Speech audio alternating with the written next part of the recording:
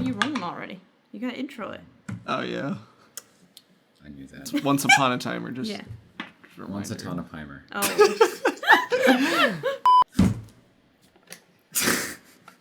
We were ready. We were so with you. I know, I was too, but I wasn't. What's up, everyone? Welcome to another edition of Once Upon a Timer, where we have 10 minutes to act out a scenario and try to find some kind of resolution. The way it works, I roll for a prompt, I start the timer, and then give them the prompt, and we'll see how they try to find a resolution to the story.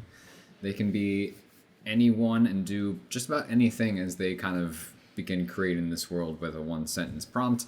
We will start with Peyton. Okay. So, You got this.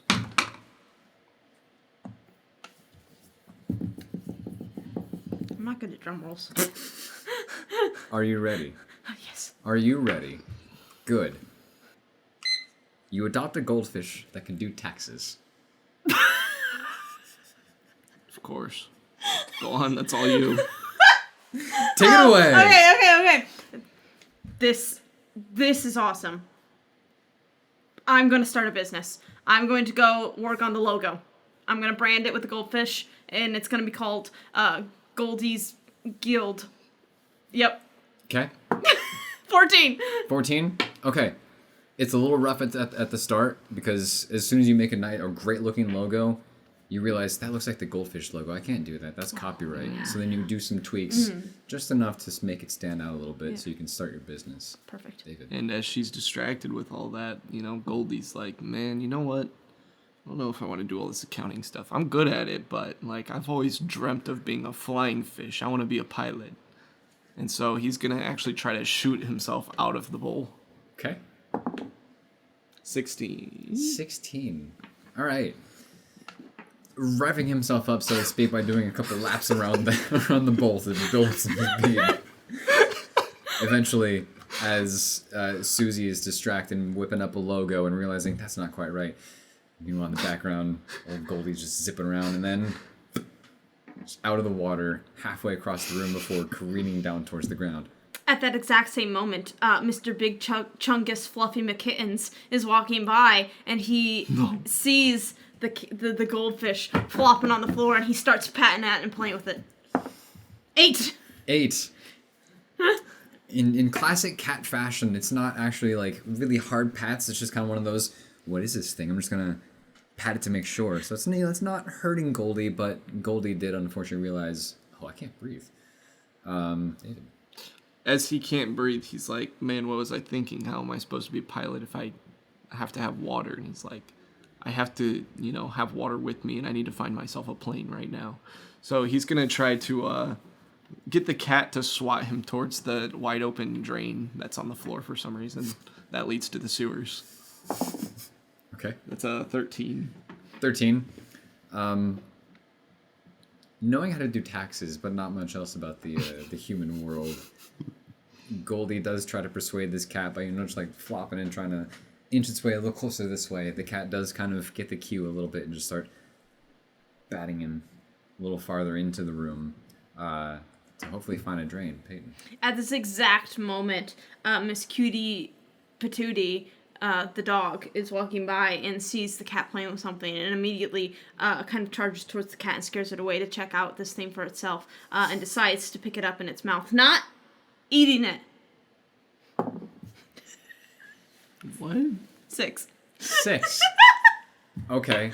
The cat is a little resistant as it's found a new toy, so while Miss Cutie Patootie does kind of bulldoze in and try to scare the cat away, the cat also just kind of looks at it, stops patting at Goldie for a second, and then goes to swipe at Miss Cutie Patootie. Mm-hmm. Who is that? The dog. The dog. Oh, Duh. I gotcha. Come on, you should know this Yeah, by keep now. up. That's Okay, is it my turn? Yep. yeah. Goldfish at this point, it's going to try to just, get in the drain and start. It knows directions. It knows taxes, so it knows maps naturally, so.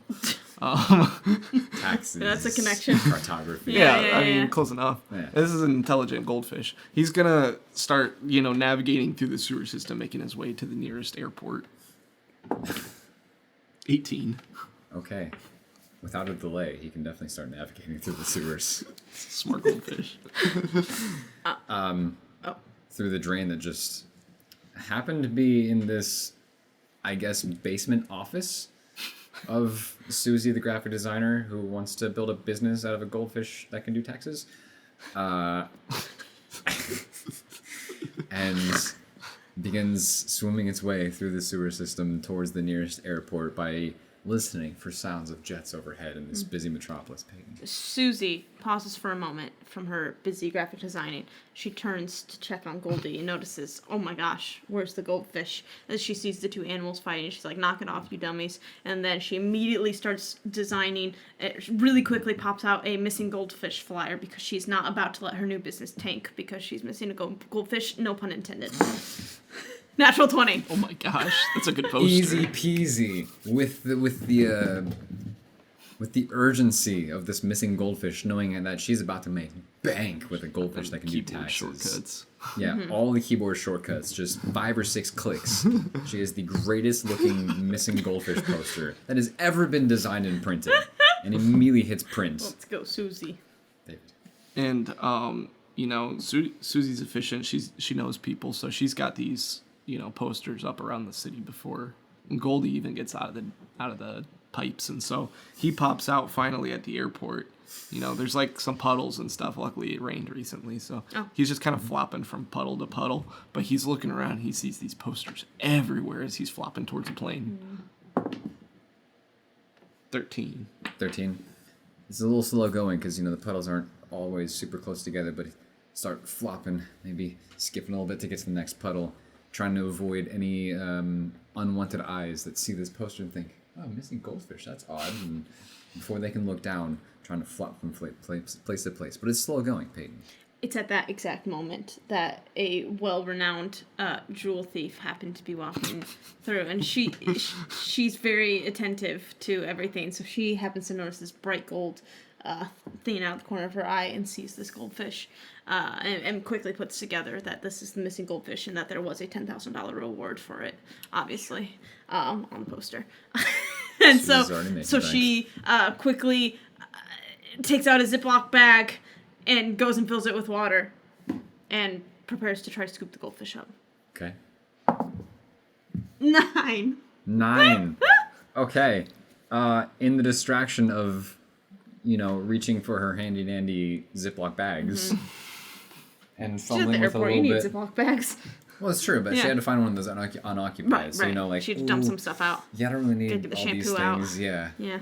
And then trying to find a water source, just find the nearest water fountain or bottled water that she has that she can't bring on the plane because it's a little too much. In that time it takes to fill the bag with water, she looks and, shoot, where'd that fish go? Everybody knows that goldfish have telekinetic powers, so he starts using that to lower down the stairway, and he starts flopping up the stairs. He's really determined to get on this plane. You might have gone too far. 10. You lost me there. What? Taxes, telekinesis, it's the same thing. He's an accountant. Lowered the stairs? Taxikinesis. To the plane. Oh, like he's already flopped all the way outside into the flopping runway? He's flopping up Wow. the plane. He's getting on there. Wow. He's zooming. Yeah. You ever skipped the rock before? That's what he's... Jeez. Telekinesis. The plane door that is mostly boarded by this point. The door suddenly just swings open, and the stairs don't lower. But one of the stair cars was just pulling away, but suddenly finds itself back connected to the plane. But it's jump from puddle to puddle is one thing. Jumping upstairs a little more difficult than Goldie would have expected, Peyton. Goldie ends up flopping his way all the way up into this airplane, and lo and behold, this isn't an ordinary airplane. As he gets to this airplane that's getting ready to take off, he notices that it's occupied primarily by flamingos and polar bears. And in the cockpit, it's empty, and he sees just a bowl of water there, and the co-pilot, who happens to be a pelican, looks to him and says, "We need you." 2. Maybe the bull's not fully yet. Somehow, miraculously, Goldie flops its way up the stairs into this cockpit. Bull is not full of water yet, and the pelican takes a look, but there's just that communication barrier between the two. So Goldie's a little terrified. Is the bull empty on purpose, David? He decides 40 like, seconds. you know, this is my fate. This is it. I have to do what I have to do. He turns, salutes his crew with his fin, and he hops in the empty bowl and starts.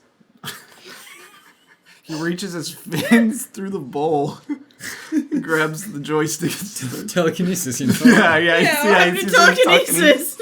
Okay. He's starting to pilot this plane. It starts running down the runway, but the door's still open. What's her face is chasing after it. Oh, Susie? It's a 16. 16. Or the Okay. Both of jewels. them. Both of them. Both of them. Really getting the telekinesis locked in. The plane does begin taxiing down the runway. Peyton, real quick.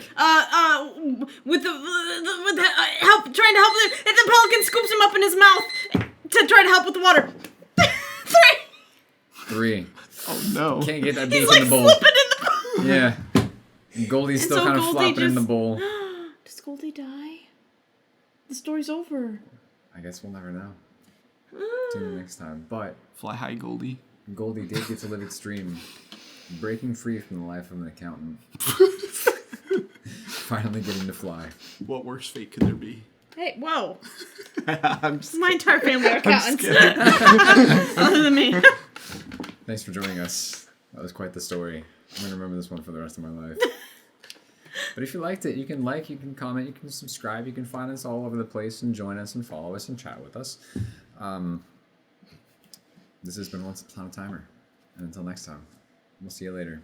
Love you.